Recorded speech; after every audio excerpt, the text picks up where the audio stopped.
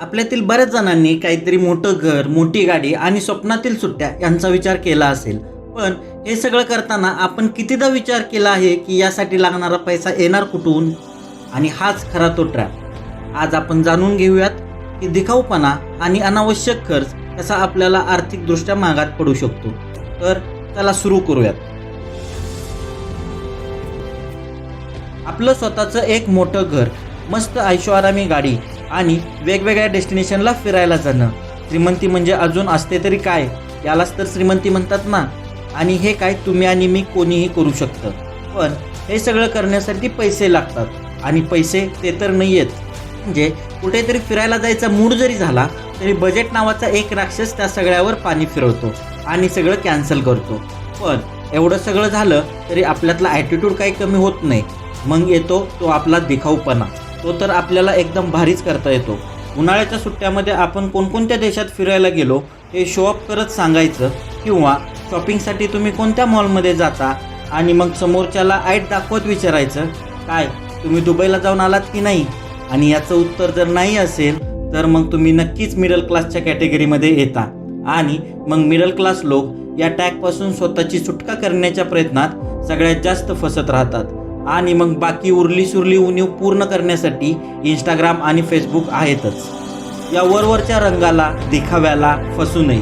कारण रंग आणि आकार या दोन्ही गोष्टी म्हणजे बाहेरचं आवरण. ते अगदी वरवरचे स्तर आहेत आणि आपण नेमकं त्यालाच बळी पडतो. त्यामुळे उसाच्या गाभ्यातील मूळ रसाशी आपली नाळ कधी जोडलीच जात नाही. म्हणूनच हे खरं आहे की मिडल क्लासला आपल्या सवयी बदलाव्या लागतील.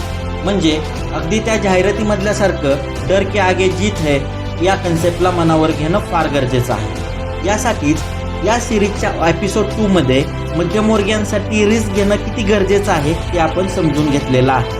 मित्रांनो, जगण्याचा हा सरळ साधा फंडा तुम्हाला या विषयावर चर्चा करण्यास भाग पाडेल की खरंच माझ्या पैशांचा योग्य तऱ्हेने वापर केला जातोय ना.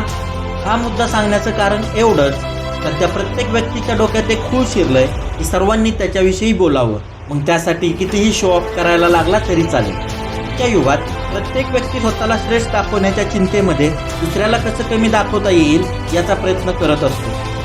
आजकाल एखाद्या माणसाला मोठ्या आलिशान गाडीतून एकटं जाताना पाहून त्याच्या इकॉनॉमी आणि स्टेटसचा अंदाज लावला जातो. म्हणजे काय, जर तुमच्याकडे एक छोटी कार असेल तर तुम्ही मध्यमवर्गीय आहात, किंवा तुम्ही काहीतरी ओढाताण करून पैशाची जुळवाजुळव करून ही कार घेतली असेल. असा माइंडसेट तरुण वर्गात सध्या खूपच पॉप्युलर होत आहे.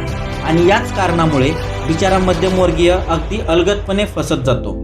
पण मोठी लोक मात्र अगदी सहजपणे यातून बाहेर पडतात. मित्रांनो, तुम्हीच विचार करा की या सगळ्या गोष्टी म्हणजे एक फसवा ट्रॅप आहे ना.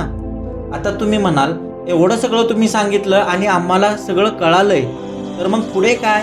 मित्रांनो, हे सगळं इथंच एवढ्यापुरतंच थांबत नाहीये. अहो, ट्रॅप म्हणजे काय हे तुम्हाला कळालं, पण ट्रॅपमधून बाहेर कसं पडणार, त्यातून बाहेर पडण्याचे उपाय कोणते आहेत, तुम्हाला हे जर जाणून घ्यायचं असेल तर कमेंट बॉक्समध्ये कमेंट करायला विसरू नका. चला तर भेटूयात पुढच्या एपिसोडमध्ये.